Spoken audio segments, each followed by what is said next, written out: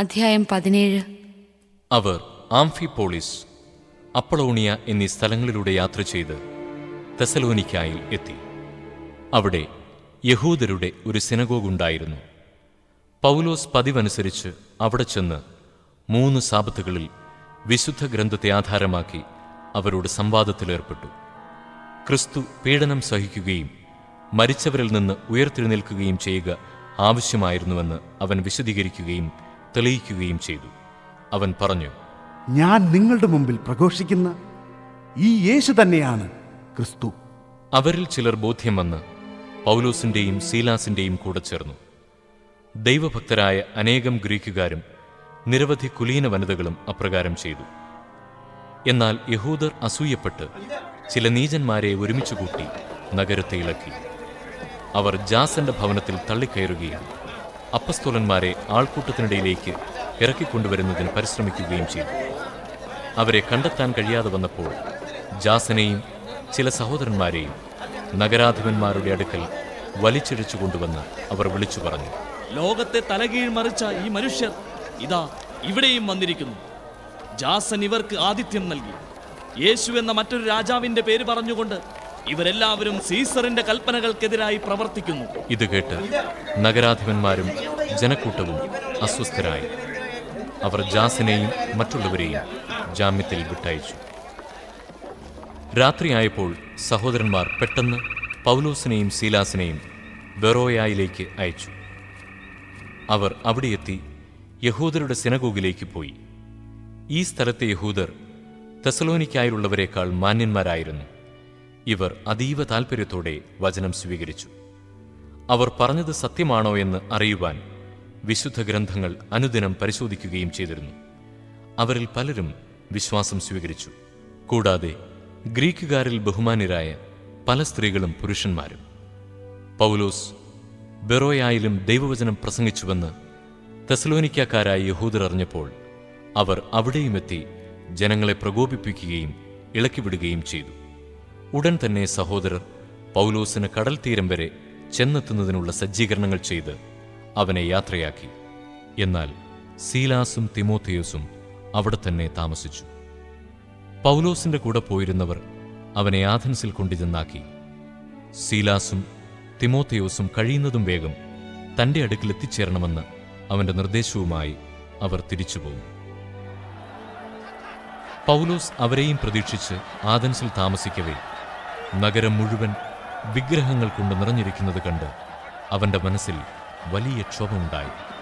അതിനാൽ സിനഗോഗിൽ വെച്ച് യഹൂദന്മാരുമായും മറ്റു ഭക്തജനങ്ങളുമായും പൊതുസ്ഥലത്ത് വെച്ച് എല്ലാ ദിവസവും അവിടെ കൂടിയിരുന്നവരുമായും അവൻ വാദപ്രതിവാദം നടത്തി. ചില എപ്പിക്കൂരിയൻ ചിന്തകരും സ്റ്റോയിക് ചിന്തകരും അവനോട് തർക്കിച്ചു. ചിലർ പറഞ്ഞു, ഈ വിഡ്ഢി എന്തു പറയാനാണ് ഭാവിക്കുന്നത്? ഇവൻ വിദേശ ദേവതകളുടെ പ്രചാരകനാണെന്ന് തോന്നുന്നു എന്ന് മറ്റുള്ളവർ പറഞ്ഞു. അവൻ യേശുവിനെക്കുറിച്ചും പുനരുത്ഥാനത്തെക്കുറിച്ചും പ്രസംഗിച്ചിരുന്നു. അവർ അവനെ പിടിച്ച് അരിയോപാഗസിൽ കൊണ്ടുചെന്ന് നിർത്തിയിട്ട് ചോദിച്ചു, നീ അവതരിപ്പിക്കുന്ന ഈ പുതിയ പ്രബോധനം എന്താണെന്ന് ഞങ്ങൾക്ക് പറഞ്ഞു തരാമോ? വിചിത്രമായ കാര്യങ്ങളാണല്ലോ നീ സംസാരിക്കുന്നത്. ഇവയുടെ അർത്ഥമെന്തെന്ന് ഞങ്ങൾക്കറിയണമെന്നുണ്ട്.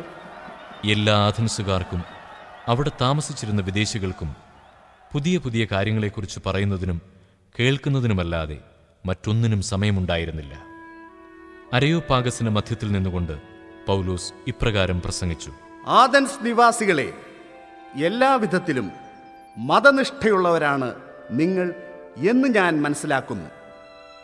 ഞാൻ ഇതിലെ കടന്നുപോയപ്പോൾ നിങ്ങളുടെ ആരാധനാ വസ്തുക്കളെ നിരീക്ഷിച്ചു. അജ്ഞാത ദേവന് എന്നെഴുതിയിട്ടുള്ള ഒരു ബലിപീഠം ഞാൻ കണ്ടു. നിങ്ങൾ ആരാധിക്കുന്ന ആ അജ്ഞാതനെക്കുറിച്ച് തന്നെയാണ് ഞാൻ നിങ്ങളോട് പ്രസംഗിക്കുന്നത്. പ്രപഞ്ചത്തെയും അതിലുള്ള സകലത്തെയും സൃഷ്ടിച്ചവനും സ്വർഗത്തിൻ്റെയും ഭൂമിയുടെയും കർത്താവുമായ ദൈവം മനുഷ്യനിർമ്മിതമായ ആലയങ്ങളിലല്ല വസിക്കുന്നത്. അവിടുത്തേക്ക് എന്തെങ്കിലും ആവശ്യമുണ്ടായിട്ടല്ല മനുഷ്യകരങ്ങളിൽ നിന്ന് അവിടുന്ന് ശുശ്രൂഷ സ്വീകരിക്കുന്നത്. കാരണം അവിടുന്ന് തന്നെയാണ് എല്ലാവർക്കും ജീവനും ശ്വാസവും മറ്റ് സകലതും പ്രദാനം ചെയ്യുന്നത്. ഭൂമുഖം മുഴുവൻ വ്യാപിച്ചു വസിക്കാൻ വേണ്ടി അവിടുന്ന് ഒരുവനിൽ നിന്ന് എല്ലാ ജനപദങ്ങളെയും സൃഷ്ടിച്ചു. അവർക്ക് വിഭിന്ന കാലങ്ങളും വാസഭൂമികളും നിശ്ചയിച്ചു കൊടുത്തു. ഇത് അവർ ദൈവത്തെ അന്വേഷിക്കുന്നതിനും ഒരുപക്ഷെ അനുഭവത്തിലൂടെ അവിടുത്തെ കണ്ടെത്തുന്നതിനും വേണ്ടിയാണ്. എങ്കിലും അവിടുന്ന് നമ്മിൽ ആരിലും നിന്ന് അകലെയല്ല. എന്തെന്നാൽ അവിടുന്നിൽ നാം ജീവിക്കുന്നു, ചരിക്കുന്നു, നിലനിൽക്കുന്നു. നാം അവിടുത്തെ സന്താനങ്ങളാണ് എന്ന് നിങ്ങളുടെ തന്നെ ചില കവികൾ പറഞ്ഞിട്ടുണ്ടല്ലോ. നാം ദൈവത്തിൻ്റെ സന്താനങ്ങളാകയാൽ മനുഷ്യൻ്റെ ഭാവനയും ശില്പവിദ്യയും ചേർന്ന് സ്വർണത്തിലും വെള്ളിയിലും കല്ലിലും കൊത്തിയെടുക്കുന്ന പ്രതിമ പോലെയാണ് ദൈവരൂപമെന്ന് വിചാരിക്കരുത്. അജ്ഞതയുടെ കാലഘട്ടങ്ങളെ ദൈവം കണക്കിലെടുത്തില്ല. എന്നാൽ ഇപ്പോൾ എല്ലായിടത്തുമുള്ള സകല ജനങ്ങളും പശ്ചാത്തപിക്കണമെന്ന് അവിടുന്ന് ആജ്ഞാപിക്കുന്നു. എന്തെന്നാൽ താൻ നിയോഗിച്ചിരിക്കുന്ന ഒരു മനുഷ്യൻ വഴി ലോകത്തെ മുഴുവൻ നീതിയോടെ വിധിക്കാൻ അവിടുന്ന് ഒരു ദിവസം നിശ്ചയിച്ചിരിക്കുന്നു. ആ മനുഷ്യനെ മരിച്ചവരിൽ നിന്ന് ഉയർപ്പിച്ചുകൊണ്ട് അവിടുന്ന് ഇതിന് ഉറപ്പ് നൽകിയിട്ടുമുണ്ട്. മരിച്ചവരുടെ പുനരുത്ഥാനത്തെപ്പറ്റി കേട്ടപ്പോൾ ചിലർ അവനെ പരിഹസിച്ചു. എന്നാൽ ചിലർ പറഞ്ഞു, ഇവയെക്കുറിച്ച് നിന്നിൽ നിന്ന് ഞങ്ങൾ പിന്നീടൊരിക്കൽ കേട്ടുകൊള്ളാം. അങ്ങനെ പൗലോസ് അവരുടെ ഇടയിൽ നിന്ന് പോയി. എന്നാൽ കുറെ ആളുകൾ അവനോട് ചേർന്ന് വിശ്വാസം സ്വീകരിച്ചു. അരിയോപാഗസുകാരൻ ഡയനീഷ്യസും ദമാറിസ് എന്നു പേരുള്ള സ്ത്രീയും മറ്റു ചിലരും അക്കൂട്ടത്തിലുണ്ടായിരുന്നു.